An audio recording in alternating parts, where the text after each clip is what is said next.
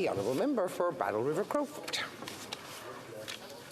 Thank you very much, Madam Speaker, and I'd like to start by just letting you and the table know that I will be splitting my time with my honourable friend and colleague from the beautiful riding of Kenora, and although he's not from Western Canada, he's on the western side of Lake Superior, and certainly it's a beautiful part of our nation.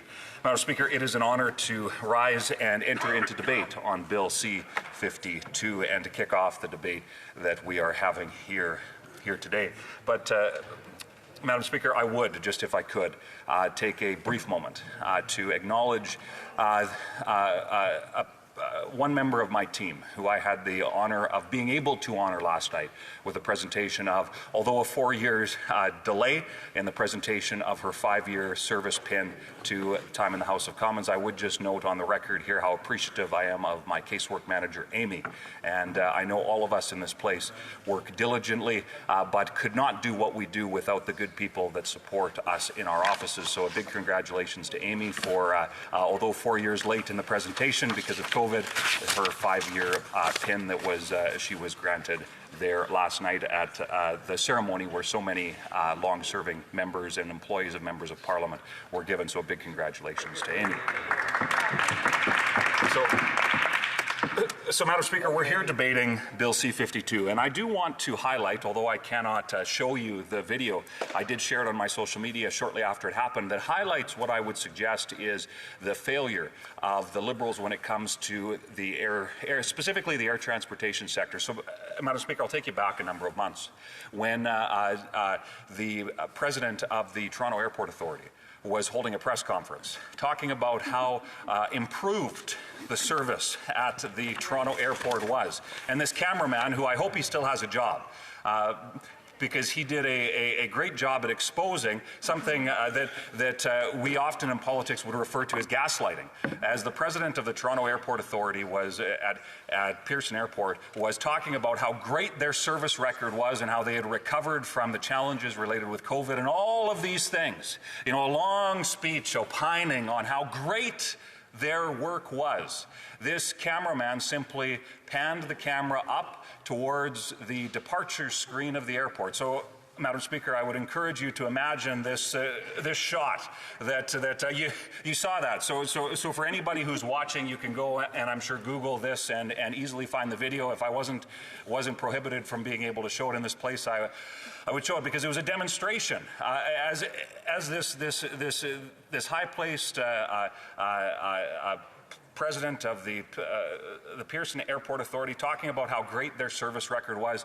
The cameraman simply pans the camera up towards the departure screen, where across this departure screen, and I know all of us in this place spend a fair amount of time in airports. I know my colleagues here experience this on a daily basis.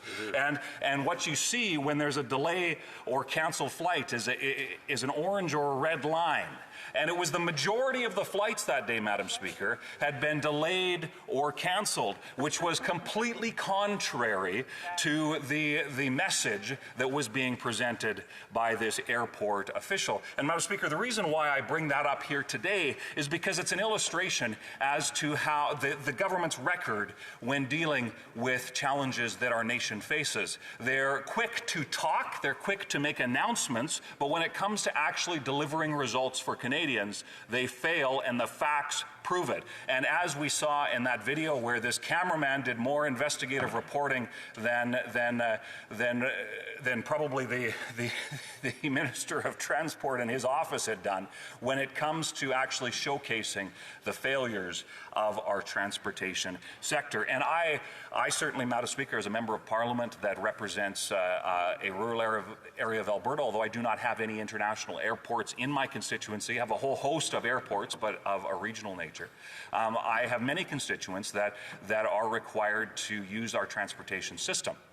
And I heard from hundreds, probably more than 1,000 people over the course of the last number of years about how frustrated they were with the level of service that was being provided. And I know when it was the leader of the Conservative Party of Canada, the member from Carleton, when he just shortly after he was elected leader of this party in what was the largest leadership vote of any political party in Canadian history. I would note that for the record. He made the comment to say that everything in Canada feels broken. And what was interesting is that the Prime Minister and many Liberals over there took great offense at how dare the Leader of the Opposition make a statement like that. But what quickly was repeated to myself, and I know many of my Conservative colleagues, and I know for a fact was shared with many members of the Liberal Party, because in some cases, I find this interesting, and just a slight aside here, Madam Speaker, I find it really interesting when members of the Liberal Party will stand up and say that they've either never heard from a constituent about a real concern, take the carbon tax, for example, or frustrations when it comes to our air transportation sector, or any other host of issues. When increasingly, and maybe my colleagues could enlighten me if I'm the only one here, but I'm getting CC'd for emails that are being sent by constituents of Liberal members of Parliament that will find my content on Facebook or Instagram or Twitter. So they'll CC me in sharing their concerns with Liberal members of Parliament. And what's very interesting is that when sometimes those Liberal members stand up, and I believe it was a constituent from the member, the parliamentary secretary from Uxbridge, she had said something. She'd never heard of a concern being brought to her attention about, and I believe this was related to the carbon tax. But Madam Speaker, when you're CC'd on emails that are sent to those MPs, I think it speaks to something that of a Liberal, how out of touch the Liberals are. So Madam Speaker, we have Bill C-52 before us, 3 parts that talk great, sound great. But when it comes to the actual substance of being able to address the challenges that we face, we've certainly heard from stakeholders who have shared that this bill does not deal with the meat of some of the challenges that our airports face. And I know that we've also heard some concerns about how this would affect other federally regulated transportation sectors, including ports and our rail system. And there's concerns about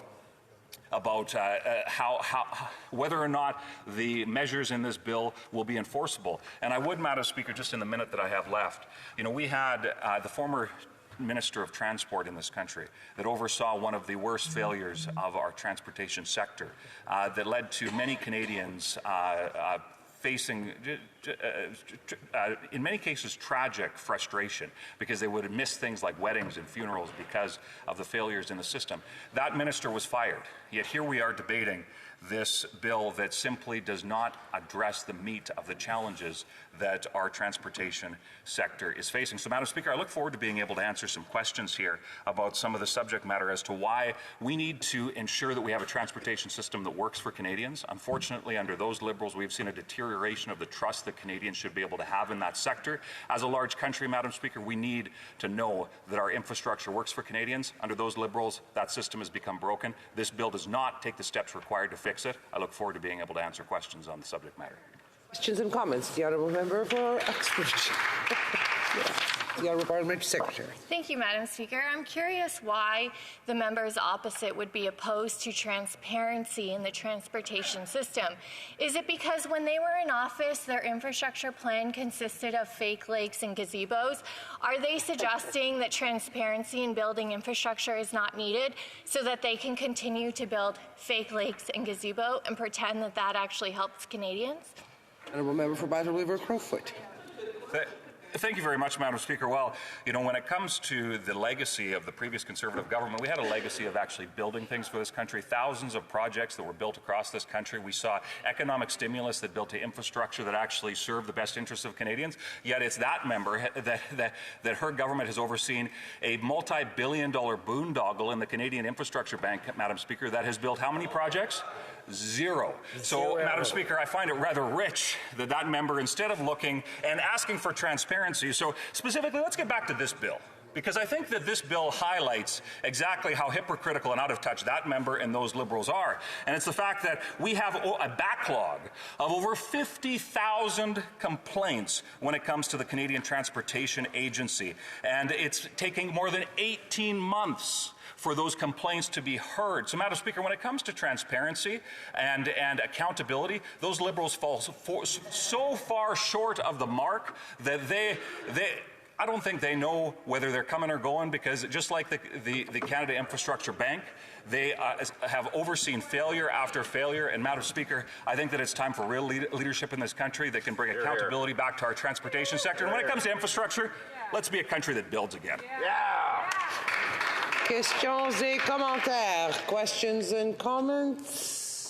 The Honourable Parliamentary Secretary to the Government House Leader. Yes, thank you, Madam Speaker. You know, I've always thought about bringing back the Homer Simpson Award, and I really believe that the Conservatives are so much out of touch, unbelievable that they'd be so critical of the Canada Infrastructure Bank. Does the member have any concept, any idea whatsoever about the tens of billions of dollars, of which a third approximately is coming from government support in terms of the national level, and the projects that are out there that are going to be helping millions of Canadians? Why is the Conservative Party so naive to try to mislead Canadians as if the Canada Infrastructure Bank is a bad idea? It shows and demonstrates very clearly just how reckless the Conservative Party of Canada is today. Honourable Member for Battle River Crowfoot. Well, thank you, Madam Speaker, and it's interesting that there seems to be no other Liberals that are capable of standing up and defending the government's record other than the often on his feet member from Winnipeg. But that aside, Madam Speaker, we're trying to talk about the transportation sector here, which is a. But I get why they're so afraid to talk about it, because Canadians are so disgusted at the Liberals' management of something that is directly within federal jurisdiction. So when it comes back to what that member asked about the Canadian Infrastructure Bank, Madam Speaker, let's look at the facts. Infrastructure is meant to be built in this country. Under the Liberals, they have been unable to do it. When Conservatives are in charge, we'll be a country that builds again, to ensure that Canadians have the world-class infrastructure that is required to ensure that we can serve Canadians' best interests, build prosperity for the future of our country. The Liberals have failed. Conservatives will bring home a Canada that builds things again. Questions et commentaires. Questions and comments? Question? The Honourable Member for Kenora. Thank you, Madam Speaker. And we heard from the government members talking about transparency and the need for transparency. I'd wonder if my friend from Battle River Crowfoot, who was so kind as to split his time with me, has any comments to his frustration or his concern that I'm sure he would share with me, the fact that much of what is being proposed in this legislation will be set forward in regulation from the minister, rather than being actually embedded directly in the legislation and having to pass through Parliament. Battle River Crowfoot in 35 seconds. Perfect. Thank you very much, Madam Speaker. And it's a great question. I think that, I'm glad that he'll be covering that, because if I had been given the opportunity to speak for the full 20 minutes, I'd have got into some of the challenges when it comes to a typical trend that this government has undertaken, and it's that they defer responsibility. So in this bill in particular, it gives the minister an incredible amount of latitude to determine what the regulatory framework does or does not look like in this. And unfortunately, Madam Speaker, what we've seen in the record of these Liberals is to simply see one of perpetual failure. So Canadians want a bill that has teeth. This bill does not have that.